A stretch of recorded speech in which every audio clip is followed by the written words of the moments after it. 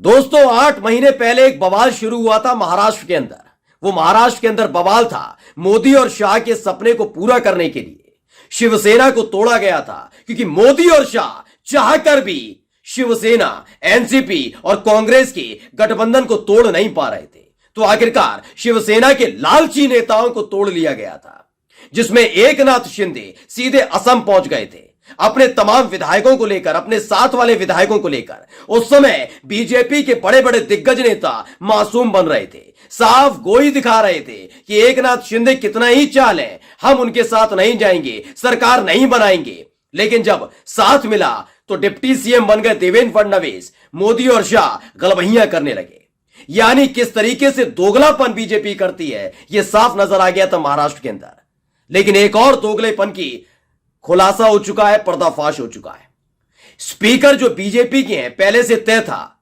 शिंदे गुट के 16 विधायकों की योग्यता को लेकर जब सवाल पूछा गया तो मासूम बनकर बताया कि चुनाव आयोग ने 8 महीने पहले जो फैसला लिया था वो फैसला बिल्कुल ठीक था। यानी कि शिंदे गुट के 16 विधायक योग्य करार दे दिए, वो भी तब जब सुप्रीम कोर्ट ने 8 महीने पहले बताया था कि चुनाव आयोग ने जो फैसला लिया है, यानी शिंदे गुट को जो संवैधानिक तौर पर योग्य बताया है, वो पूरी तरह से गलत है।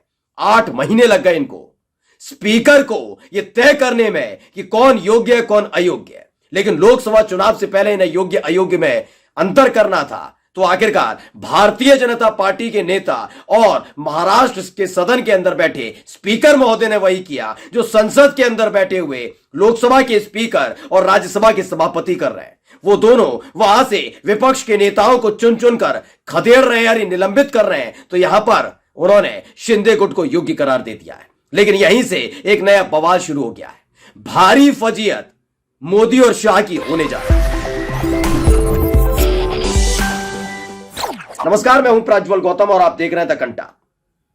आज की बड़ी खबर में पहले आपको बता दूं, आप तक पहुंच चुकी होगी। शिंदे गुट के 16 विधायकों की योग्यता को लेकर सुप्रीम कोर्ट में जो सुनवाई हुई थी 8 महीने पहले, स्पीकर ने 8 महीने बाद इस पर पूरा फैसला लिया है। शिंदे गुट के 16 विधायकों को, जैसा कि पहले से मालूम था कि वो योग्य करार देंगे, योग्य करार दे दिया है। दबाव मानिए, मजबूरी मानिए, जो माने मानिए, यह वही काम है जो चुनाव आयोग लंबे समय से करता रहा है। अब मैं आपको पूरी कहानी पढ़कर बताऊंगा, लेकिन उससे पहले बताऊंगा हुआ क्या है। हुआ यह है दोस्तों कि जैसे यह फैसला आया, उन्होंने यानी कि शिंदे गुट की तरफ से बताया गया कि बिल्कुल फैसले का स्वागत है ये।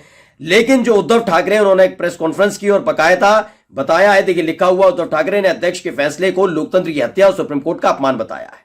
यही नहीं, उन्होंने कहा हम जनता के बीच जाएंगे, हम लोगों के बीच जा भी रहे और हम जनता के लिए, जनता को साथ लेकर लड़ेंगे। वहीं एनसीपी के अध्यक्ष हैं, उन्होंने कहा कि इस फैसले के बाद उद्धव सुप्रीम कोर्ट जाएंगे, उन्हें उम्मीद है कि वहां न्याय मिलेगा। इसी के बीच एक बड़ी खबर संजय राउत की तरफ से आई कि संजय राउत ने इस फैसले के फौरन बाद एक बयान दिया। उन्होंने कहा कि यह उनका सपना था कि हम एक दिन बाला साहब ठाकरे की शिवसेना को खत्म कर देंगे, मोदी शाह का। लेकिन शिवसेना इस फैसले से खत्म नहीं होगी, हम सुप्रीम कोर्ट जाएंगे।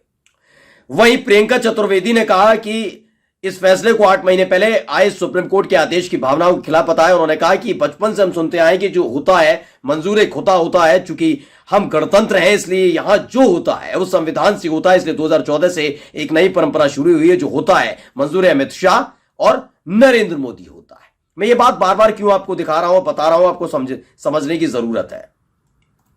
दरअसल ये मसला इसलिए निकलकर सामने आया है क्योंकि 8 महीने पहले जब शिवसेना गुट के एकनाथ शिंदे ने बगावत की थी और तमाम अपने साथ वाले विधायकों को लेकर असम पहुंच गए थे, असम के होटल में रुके हुए थे, उसके बाद आकर सरकार बना ली थी। यह पूरा मसला सुप्रीम कोर्ट पहुंचा था। लड़ाई हुई थी कौन सी असली शिवसेना। सुप्रीम कोर्ट की तरफ से कहा गया था कि जो फ्लोर पर नेता चुना गया है, यानी मोदी और शाह के इशारे पर जो नेता चुना गया है महाराष्ट्र सदन के अंदर, वो असंवैधानिक है। शिंदे गुट असंवैधानिक है। इतने दिन से जो मुख्यमंत्री बने बैठे हैं ना एकनाथ शिंदे, वो असंवैधानिक है। सुप्रीम कोर्ट का कहना है, मेरा नहीं कहना है। सुप्रीम कोर्ट ने तब कहा था। लेकिन ये कहां सुनते हैं सुप्रीम कोर्ट की। सुप्रीम कोर्ट की सुन रहे होते तो चुनाव आयुक्त की नियुक्ति को न केवल अपने हाथ में लेते, बल्कि चुनाव आयुक्त को इतनी ज्यादा ताकत नहीं देते कि वो सुप्रीम कोर्ट के जज के बराबर, मुख्य न्यायाधीश के बराबर खड़ा हो जाए। चुनाव आयुक्त को इतनी ज्यादा ताकत दे दी गई है कि चुनाव आयुक्त जो फैसला लेगा सुप्रीम कोर्ट में उसे चुनौती नहीं दी जा सकती। वो बात अलग है, अभी ये कानून लागू नहीं हो पाया है, इसलिए इनकी बखिया उधेड़ी जा रही है। सुप्रीम कोर्ट के पूरा मामला पहुंच चुका है। यह काम जो महाराष्ट्र में शिंदे की सरकार को बचाने के लिए नहीं बल्कि अपनी साख बचाने के लिए मोदी शाह ने किया है, उसमें चुनाव आयोग की भी भारी फजीयत होने जा रही है। क्योंकि यह चुनाव आयोग ही था जिसने शिवसेना में जब फाड़ हो रही थी ना, तो उसने उद्धव ठाकरे वाले गुट को रियल यानी असलियत वास्तविकता वाला नहीं बल्कि शिंदे गुट को वास्तविक शिवसेना बता दिया। इसी से भारी फजीयत होने जा रही है चुनाव आयोग की भी, क्योंकि सुप्रीम कोर्ट के फैसले का उसने अनुपालन नहीं किया। स्पीकर पर सुप्रीम कोर्ट ने डाला था कि एक संवैधानिक प्रक्रिया होती है कि सुप्रीम कोर्ट अपनी तरफ से आदेश तब तक नहीं सुनाएगा जब तक आखिरी प्रक्रिया पूरी नहीं हो जाती। यह आखिरी प्रक्रिया होती है स्पीकर की। उन्होंने स्पीकर को अधिकार दिया, आप देखिए सही और सटीक फैसला लीजिए, लेकिन पहले से ही तय था। जैसे कि आपने उद्धव ठाकरे को भी सुना, आपने प्रियंका चतुर्वेदी का बयान भी मैंने आपको दिखाया, आपको मैंने संजय राउत का बयान दिखाया।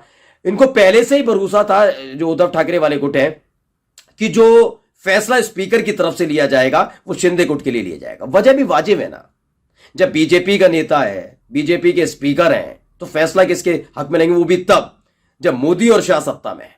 आप सोचिए, संसद के अंदर लोकसभा के स्पीकर जो तमाम सांसदों को एक नजर से देखेंगे, वो बीजेपी के नेता के तौर पर काम करते हैं और विपक्ष के सांसदों को बाहर फेंकवा देते हैं। क्यों? क्योंकि उन्होंने सवाल पूछ लिया था।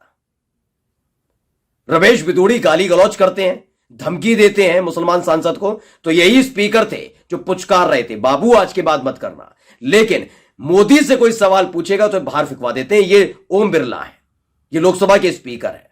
दूसरा नाम, इस देश के उपराष्ट्रपति, नाम लेकर बताऊंगा, जगदीप धनखड़, जो अपनी जात बता रहे थे, अपनी मिमिक्री को जाटों का अपमान बता रहे थे, वो चुन चुनकर विपक्ष के सांसदों को राज्यसभा से बाहर फेंकवा देते हैं, निलंबित करवा देते हैं। इनके कार्यकाल में आपको लगता है कि कोई संवैधानिक संस्था बची है? चुनाव आयोग तो है ही नहीं, मैं दोनों का पूरा, ना स्पीकर ना राज्यसभा के सभापति। तो आपको उम्मीद है कि महाराष्ट्र में जो सदन में बैठे हुए हैं स्पीकर, वो अपने मन से, अपनी मनमर्जी से फैसला ले सकते हैं? उन्होंने सुप्रीम कोर्ट के फैसले का हवाला नहीं दिया, उन्होंने चुनाव आयोग के फैसले का हवाला दिया है कि शिवसेना जो उद्धव ठाकरे वाली है वो नकली है, और असली वाली कौन सी है? शिंदे वाली। दबाव कहां से था? ऊपर से दबाव था, तो दबाव के तहत काम किया गया। आखिरकार फैसला लिया गया, शिंदे गुट के 16 के 16 विधायक योग्य है। लेकिन ये पूरा मसला पहुंच चुका है सुप्रीम कोर्ट। इन्हें भारी फजीयत बहुत पसंद है बीजेपी वालों को, अब भारी फजीयत होगी। यकीन मानकर चलिए, 1 महीने के भीतर आप तक मैं ही खबर लेकर आऊंगा कि महाराष्ट्र की सरकार गिर गई। मैं आपके सामने लेकर आऊंगा शिंदे गुट फर्जी है। मैं आपके सामने लेकर आऊंगा कि सुप्रीम कोर्ट ने जमकर लताड़ लगाई है चुनाव आयोग को भी, कि इस तरह का फैसला देने के से पहले संवैधानिक प्रक्रियाओं को पढ़ लिया जाए। नमस्कार।